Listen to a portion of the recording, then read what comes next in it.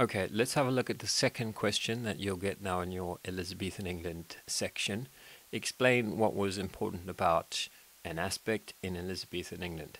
So that might look like explain what was important about the Privy Council in Elizabeth's reign. Explain the reasons the Armada failed to invade England. Explain the reasons why England was at war with Spain in the 1580s, and so on. You can see there's quite a few examples there which you can practice if you think that'll help you. 8 marks, we know 10 minutes. 2 pure paragraphs. In other words, explain 2 aspects of this. So the first question, explain what was important about the Privy Council in Elizabeth's reign. Your first pure paragraph will look at one aspect that was important about the Privy Council in Elizabeth's reign, and the second paragraph will look at a second point. In each case, point, evidence, explanation, link. Especially important is the explanation. Remember, the criteria is basic, simple, developed, and complex explanations. So always elaborate on what you're saying, elaborate on your points, explain your points in detail. Read what you've written and ask yourself, is that clear? Can I add another sentence or two to explain what I'm saying in a bit more detail? That's the way you're going to pick up the developed and complex explanations every time. That's the way that you're going to get at least 6 out of 8, 7 and 8 out of 8 for complex explanations. If you're always getting developed explanations, if you're consistently answering in developed explanations, then you pick up 75% of the marks every single time, and that's good enough for a level 8. So just keep remembering, elaborate, explain more wherever you can. Use the whole 10 minutes to answer the question. So it says explain some feature, whatever the question's asking you. Remember, reread the question as you're writing your answer. Don't go more than a couple of sentences before stopping and reading the question again, asking yourself, am I on track? Am I answering the question? Do I need a sentence to pull back my evidence, to relate my evidence to the question, to explain my point a little bit more clearly in getting back to the question? It's a development or change, as you'll see in the examples here. It's a change that we've studied, the causes or consequences of an event, perhaps, the importance of key features or characteristics of a period. Own knowledge is obviously what you're going to be relying on here for your evidence, and own knowledge that is relevant, of course, to the specific question. So this is where you have to be clever and think about what you know and how you can bring that in to support a point that you're making. Look at the last one. Explain why exploration increased in Elizabethan times. So we're looking for 2 reasons here in 2 pure paragraphs. It's quite a straightforward question in many ways.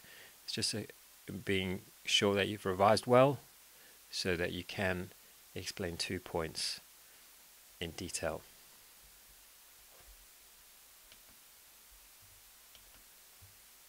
Okay, and then question 3, also 8 marks, also a 10-minute question, and also 2 pure paragraphs, but a different question. So once again, take your time and read the question carefully and reread it at least 2 or 3 times before you start answering it. So it's write an account of. Here are some examples. Write an account of the problems faced by Elizabeth at her accession. Write an account of the impact of the religious settlement upon Elizabethan England. Write an account of the ways in which Elizabeth dealt with the challenge of Puritanism. Okay, let's look at the advice. 10 minutes, we said 2 pure paragraphs. So it's a narrative account of some change or development, and that's the key here. It's change or development that you're being asked to highlight, to explain. It's a bit like the question that you get in the conflict and tension paper. It's about one event leading to the next. So try and show that in your answer. Let's look at the last one. Write an account of the ways in which exploration affected Elizabethan England. So the first thing we might say is one of the ways in which in which exploration affected Elizabethan England is that it brought more wealth to the country. Then you can talk about some of the specific explorers and some details about what they came back with, the success of their voyages, some of the materials they brought back like gold and silver, etc., the names of the explorers. So that's the first way, but we're looking for change or development, what happened and as a result. So orderly account of changes that happened and the effect on Elizabethan England over time as a result of the issue mentioned. So for this question again, for our second Peel paragraph, we're going to say that as a result of this exploration, the explorers also antagonized or upset the Spanish, because many of the wealth, much of the wealth they were bringing back was taken from Spanish ships and Spanish colonies. So that's your second point. Write an account of the ways in which exploration affected Elizabethan England. First paragraph points out, yes, it brought wealth to Elizabethan England, but the second paragraph explains how that also, as a result of those explorations, it also led to an increase in war, an increase in tension and conflict with Spain. So that's what we're looking for, progression. What happened first? What did that lead to? Okay, it's basically you being a historian here. You are writing a history. You are writing an account. Okay, you are deciding which parts of the narrative you're going to tell. You're going to decide how you're going to explain the first point and how you're going to develop that explanation by showing how it led to the second point. Once again, pause and practice some of these questions. And then you can go on to the last question, which we know is about the historic environment. And in 2018, the historic environment is, of course, Hardwick Hall. The main reason for X was Y. It's often that kind of question we think, because we've looked at both specimen papers. These are some of the examples. So let's look at them. The main change in manor houses in Elizabethan times was the separation of the rich and poor. And always this last part will be the same. How far does the study of Hardwick Hall support this statement? For 16 marks. The main change that Elizabethan manor houses demonstrated was the greater prosperity of their owners. Once again, how far does the study of Hardwick Hall support this statement? Now remember that you have to use the 5-part plan. There it is. It's 20 minutes because it's 16 marks. 5-part plan must be. This is an extended piece of writing. It needs to be a well-structured essay with a sustained argument from start to finish, hence an introduction and a conclusion. Short introduction and a short conclusion is fine, but just a couple of sentences perhaps, just to explain what your point is and what the other themes or factors you're going to look at are. So then after your introduction, for paragraphs 2, 3, and of course 4, the most important, a crunch, where you make a judgment in relation to the question, use Peel. Okay, let's look at this example. The main change that Elizabethan manor houses demonstrated was the successful career of its owners. How far does the study of Hardwick Hall support this statement? Do you make sure that when... sorry about my dog barking in the background. Do you make sure that when you look at the 3 paragraphs, in each of those 3 paragraphs, you look at, in this case, different changes? They're using Peel, and for the evidence, you're always referring to Hardwick Hall. Bring specific evidence from Hardwick Hall every single time into those paragraphs. As evidence, specific, precise evidence, as precise as you can, from the site, Hardwick Hall in this case. And evidence must also be, of course, here it says, your own knowledge. So use your own knowledge of the period to connect the site to wider developments you've studied in the depth study. Weigh up the point mentioned against at least 2 others. That's why we use the 5-part plan. 3 main paragraphs, 1 to look at the given factor, and 1 to consider 2 other factors. But always, always look at the given factor. If you don't look at the given factor, you're not answering the question. Let's see an example now.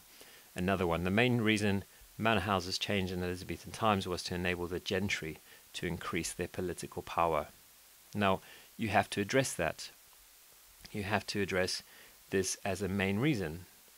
even if you think it's not a main reason, you have to address it, otherwise you're not answering the question. So in one paragraph you could say, certainly an important reason manor houses changed in Elizabethan times was to enable the gentry to increase their political power. Bring some evidence in from the house, bring evidence in from your own knowledge, explain that evidence, briefly link back to the question using Peel.